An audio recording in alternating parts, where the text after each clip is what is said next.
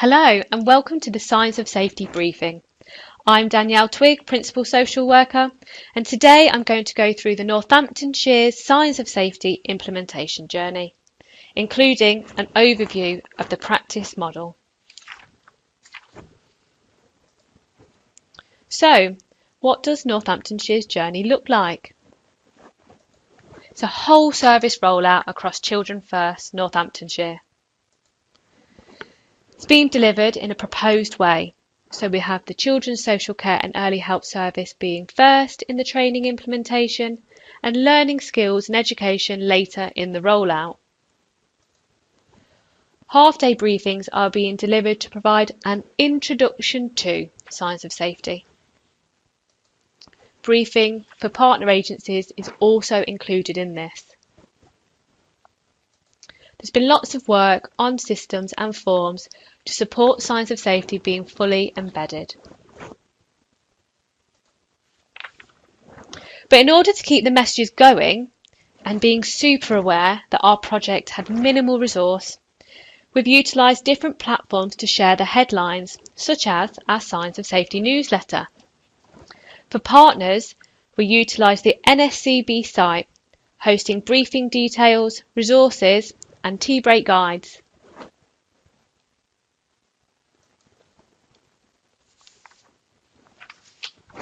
So, what might be the key principles to the Signs of Safety methodology? Let's take a minute to go through these.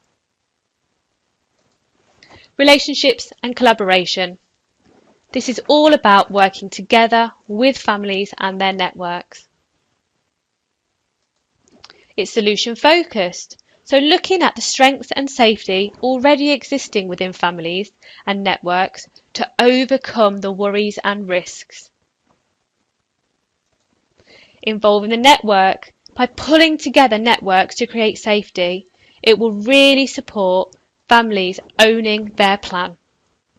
So families are much more likely to continue their plan if they're involved in co-creating this. It's based on using questions to facilitate change, with simple language to work with the whole family. We're going to talk through some of the key tools as we go through. First, we're going to start with the mapping assessment tool. The mapping assessment tool has three main columns, asking three key questions. What are you worried about? What's working well? And what needs to happen?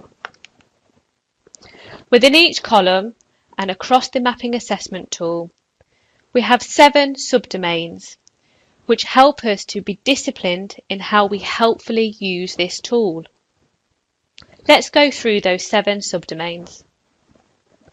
In the What are you worried about column, we would like to be disciplined on and think about the harm.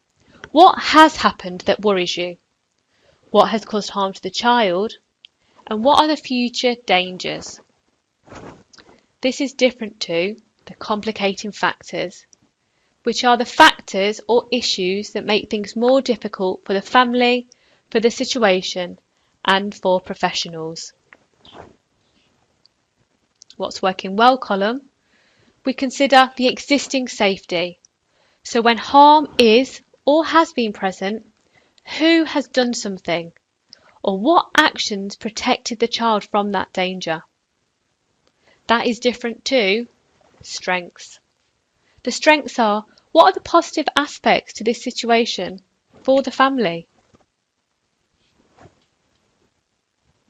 We then think about, once we've completed this assessment, our danger statements.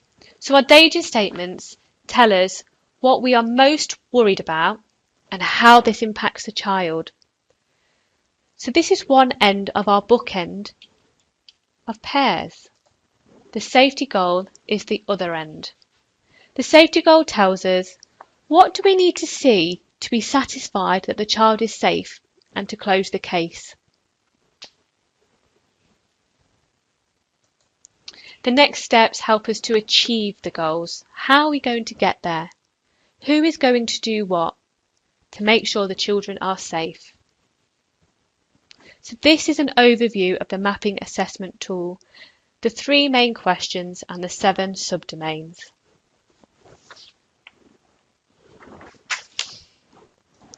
Scaling questions are the 4th question as part of the assessment. Let's take a minute to think about scaling questions and how these may be helpful to think about risk, situations or issues for the family and professionals. So following the mapping assessment tool being used for the family, network and professionals, we would then use judgment questions to scale how worried we are between 0 and 10. These also help us to review and measure progress over time. So these can be generic scaling questions to an overall situation, but more helpfully, they should be specifically used for scaling your danger statement and safety goal pairs. Follow-up questions should always be asked. Once you've asked, how worried are you on a scale of 0 to 10? You would then say, why do you rate this a blank today? And in order to move one up on the scale, what would you see that would be different and would tell you that things are getting better?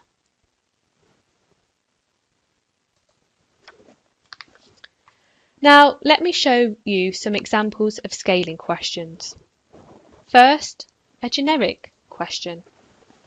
On a scale of 0 to 10, where 0 means the children are so unsafe they cannot remain living at home, and 10 means that things are going so well and there is clear safety, we can close the case. Where would you rate this problem? Your follow-up questions here would be the same. Why do you rate this a blank today? In order to move one up on the scale, what would you see that would be different and would tell you that things are getting better? Let's look at a specific question based on a danger statement and safety goal pair.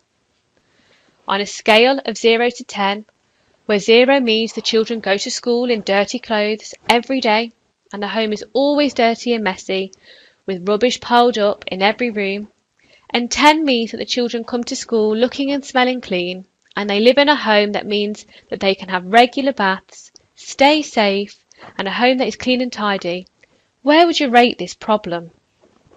Again, you'd follow up this question with, why do you rate this a blank today? And in order to move one up on the scale, what would you see that would be different and would tell you that things are getting better? When you are using scaling questions, you would ask the scaling question of yourself, of the family, network, and all other professionals involved.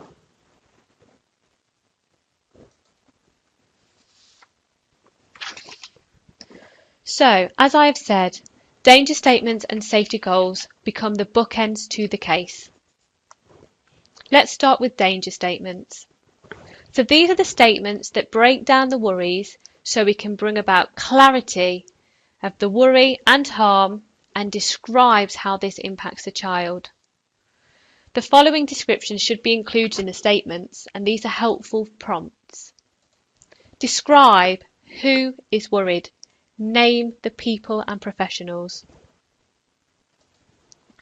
Describe what you are worried about. Make sure we include the detail and examples. Describe what the impact is if nothing changed.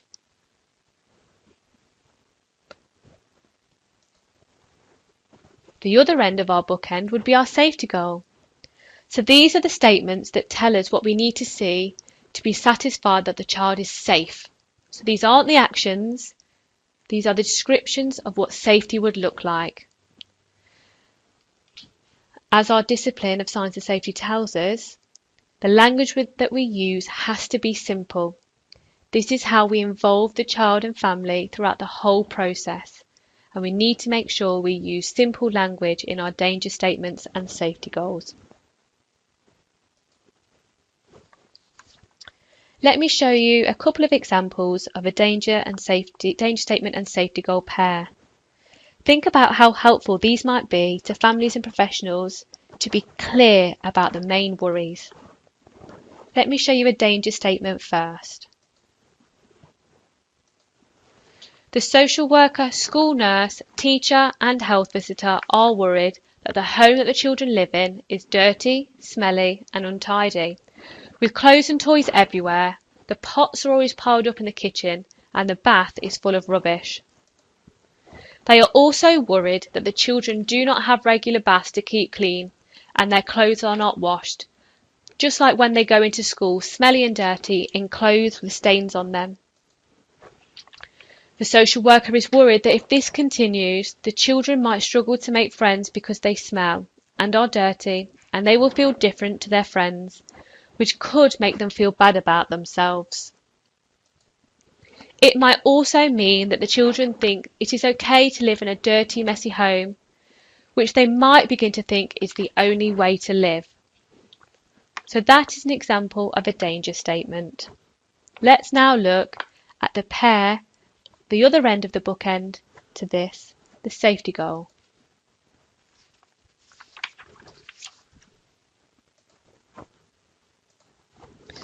The social worker knows that mum is very busy looking after four children, and everyone wants the children to remain living at home with her.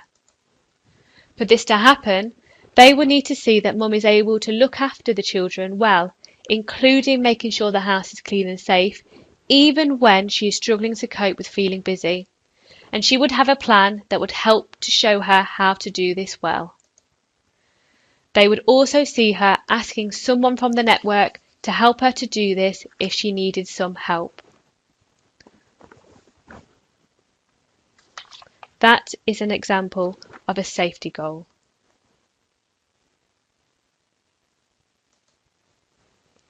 So next, I'm going to share with you how signs of safety can be used to involve the children. So all the tools can be used to gather children's views, but also make sure, and this is the really important part, that these views are used to inform the assessment and are shared with the family and network. All the tools I'm going to share with you just now are hosted on the NSCB site, and that includes with guidance. The My Three Houses is a useful way to involve the children within the assessment process. So the use of houses can be adapted to suit the interests of the children, and most importantly, that conversations are happening to involve them. They're based on 3 key houses. House of Worries, what are you worried about? House of Good Things, what's going well? And House of Dreams, what needs to happen?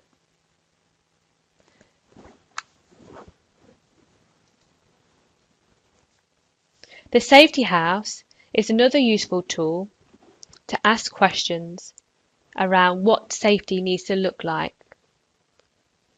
What would the house look like if the children felt safe? So it's split into 4 key questions. So the triangle is the roof of the house. This is where we'd ask the questions around what kind of rules do you think would be important to have?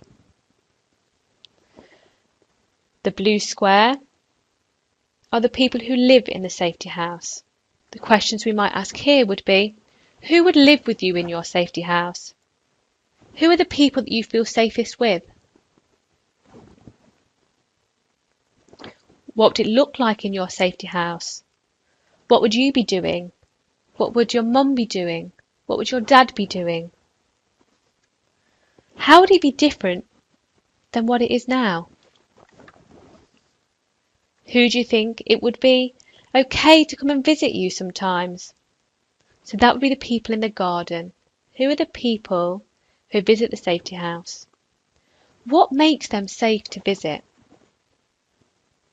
And then lastly, the questions around people they don't feel safe with might be something along the lines of, are there people you don't feel safe with? People who you would not want coming to your safety house?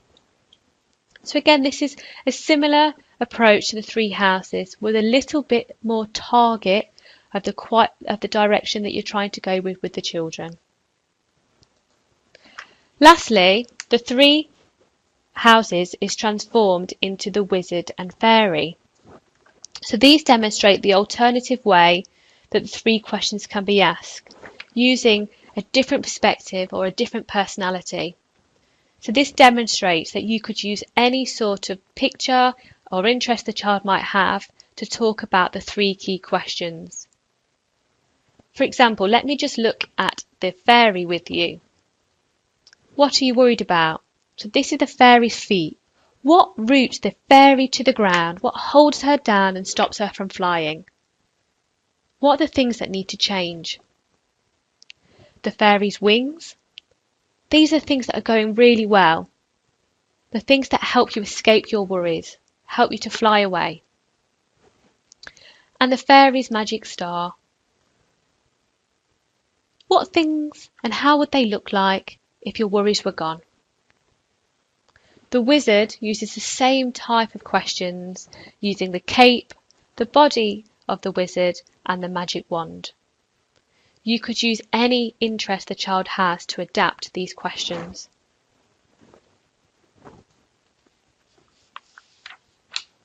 So here is an example of the safety house being used with a child. The child wants to go home, and we've used the path as a safety scale. She's able to say how she wants that to happen, so she's talked about the rules of the safety house. So the house also talks about the worries that the child might have, just by talking about what the rules might look like. The child also tells us about the safe and unsafe people, and this helps us understand what the life is like for the children.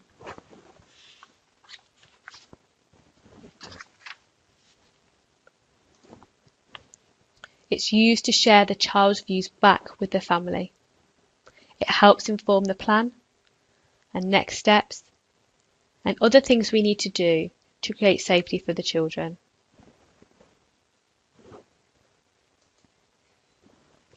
So another helpful tool to involve the family, including the children, is by co-creating an explanation of what we're worried about and what we're doing about the worries. That tool is called Words and Pictures. So what is it and why? It's about making sense of past and present events, and it's important in the development of both children and adults. The process is helpful for a conversation to understand what has happened. Let's make sense of that together. It's co-created with the parents by a professional. So it's a storyboard that creates an illustrated narrative for the children, helping them to understand the events that it's difficult for the adults to talk about.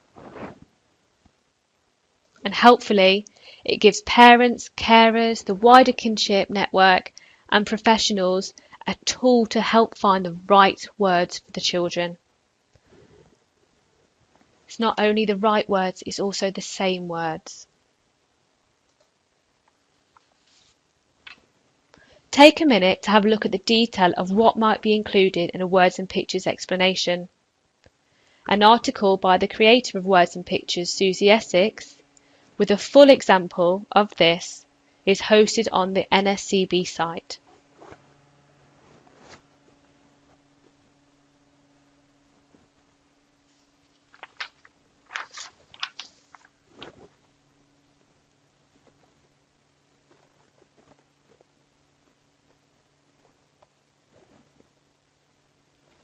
You can see that the drawings are stickmen. They're very simple, and the usefulness here is that children can be involved in animating and adding the detail as the story develops and as it is shared with them. So, we're partway through our implementation now, so let's take a minute or so to reflect back on what the impact has been so far. based on the Children First Northamptonshire workforce. Our workforce was asked, what do you like about signs of safety? And they told us, it helps to assess and plan at the same time. It's simple. We're working together with families. You don't just focus on worries. Families understand us. It slows down our thinking.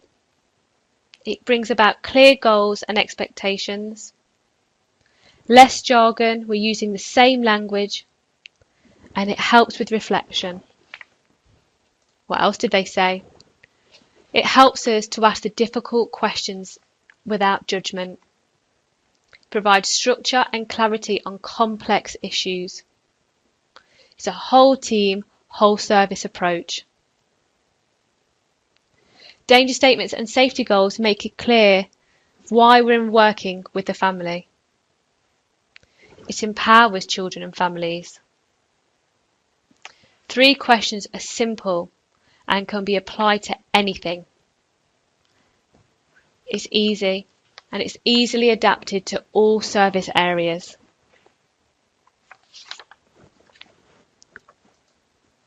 So what has been the impact so far? Our staff told us families understanding that the way they can get involved is by being part of it all, not going on courses, but by offering their own solutions, their networks and their safety plan to make a difference for their children. A practice manager told us, I'm excited about the impacts it had on my practice so far. I've been able to work much more closely with families. It really helps us to think that we are not stuck. An early help team manager told us, making the connections between things has really helped with demonstrating understanding. For example, if the children are struggling to sleep, it might be because of the fighting and noise. It helps them see the impact on their lives.